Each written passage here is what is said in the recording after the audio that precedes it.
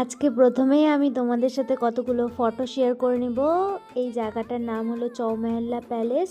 এটা নিজামের প্যালেস, এটা আমরা সবাই জানি, একটা ঐতিহাসিক স্থান।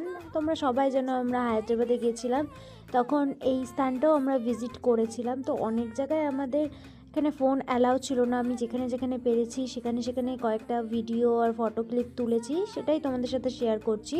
এটা ছিল নিজামের যে বংশের সবাই যে ইউজ করেছিল, যে আসবাবপত্র বাকি সব কিছু জিনিস, সেই জিনিসগুলো, কিছু কিছু ড্রেস আপও ছিল তাদের, বাচ্চা কাচ্চা সমস্ত কিছু।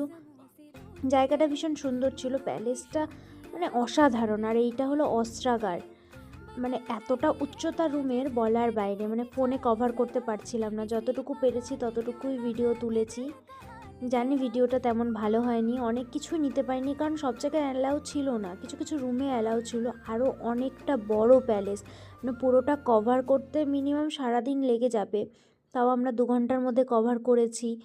অনেক কিছুই জানতে পেরেছি, খুব সুন্দর। তারপরে সেখানকার অনেক কারেন্সি আর ফটো তুলেছি, এই একটা, এই যে সব কারেন্সিগুলো। তো আবার বাকি যে প্যালেসগুলো আমরা ঘুরেছি, মিউজিয়াম, সব আবার নেক্সট ব্লগে দেখাবো তোমাদেরকে। ওকে, বাই।